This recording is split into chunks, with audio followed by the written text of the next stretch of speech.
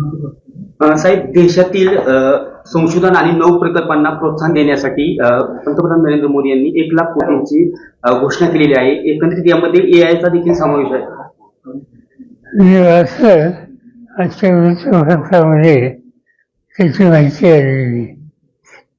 गेले जवळपास 1.5 ते 2 वर्ष आम्ही काही लोक राज्य सरकार, केंद्र सरकार यांना या रस्त्याने जायची गरज आहे हे सांगतोय.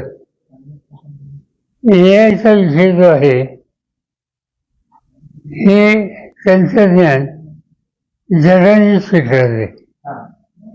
ते शेतीसाठी, ते आरोग्यासाठी आहे, उद्योगासाठी आहे, नगरविकासचे जे प्रश्न असतात, म्युन्सिपाल्टी, कॉर्पोरेशन, त्याच्यासाठी आहे.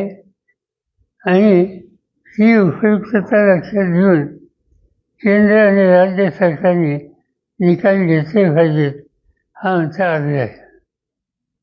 महाराष्ट्र सरकारने मध्यंतरी बारामतीला येऊन पाहणी केल्यावर 500 कोटी आम्ही उपलब्ध करू म्हणून निर्णय जाहीर.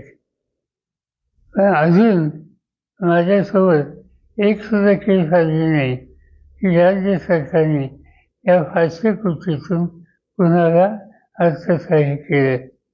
माझी काही तक्रार नाही. आम्ही पुन्हा सरकारला सांगू. कदाचित त्यांची प्रोसेस चालू असेल.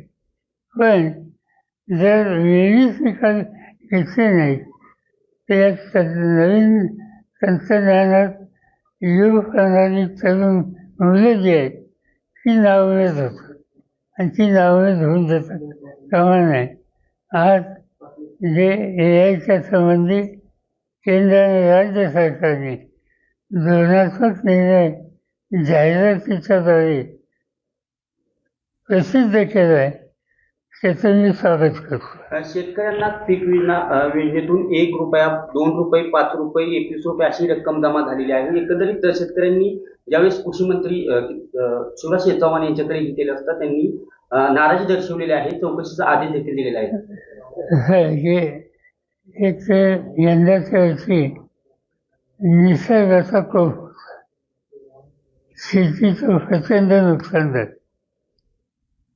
अशा वेळेला त्या नुकसान ज्यांचं झालं त्यांना मदत करणं, पुन्हा उभं करणं हे काम निश्चित आहे. राज्य सरकारने काही यासंबंधीची पॅकेज जाहीर केली आणि पॅकेज हा एक भाग आहे. दुसऱ्या बाजूने शेतकऱ्यांनी विमा उचलला होता. नुकसान झाल्याच्या नंतर विम्याची रक्कम त्यांना तातडीनं मिळायला हवी. काही तक्रारी माझ्याकडे अशा आल्या की 5 रुपये, 3 रुपये, 2 रुपये अशी मदत विमाने दिली. आणि आजच्या माझ्या वर्तमानपत्रात बातमीवरनं एक गोष्ट लक्षात आली की ही जी विम्याची चुकीची नीती आहे ती देशाच्या शेतीमंत्र्यांच्या लक्षात आलं आणि त्याची ते चौकशी करतात.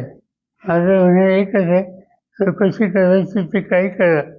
आता शेतकरी संकटात, लवकरात लवकर त्याला मदत आणि त्याला उभं करा. साहेब, आज निवडणूक आयोगाची 4 वाजता पत्रकार परिषद होत आहे. मला माहिती आहे कशावर. आज एक शक्यता आहे की स्थानिक स्वराज्य संस्थेच्या निवडणुकीसंदर्भात आचारसंहिता लागण्याची शक्यता आहे. दुसऱ्या बाजूने राज ठाकरे यांनी दुबार मतदानाचा प्रश्न घेतलेला आहे हिंदू मराठा मतासंदर्भात. आणि दुसऱ्या बाजूने काल आशिष शेलार मंत्री त्यांनी देखील मुस्लिम दुबार मतदार आहेत यांच्यावरती विरोधक बोलत नाहीत अशी पत्रकार परिषद घेऊन आरोप केलेला आहे. राज्यात सामाजिक ऐक्य कसं राहील ही खबरदारी सगळ्यांनी घेतली पाहिजे. आणि विशेषतः सरकारमध्ये जे आहेत त्यांचं कर्तव्य याच्यात जास्त आहे. जर राज्य सरकारच्या मंत्रिमंडळाचा एक सिनियर मंत्री जर या धार्मिक आणि जातीयवाद वाढेल अशा प्रकारचं नियोजन करत असेल तर ते राज्याच्या हिताचं नाही.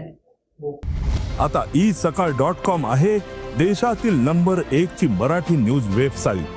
प्रत्येक अपडेटसाठी ईसकाळ.com ला नक्की भेट द्या.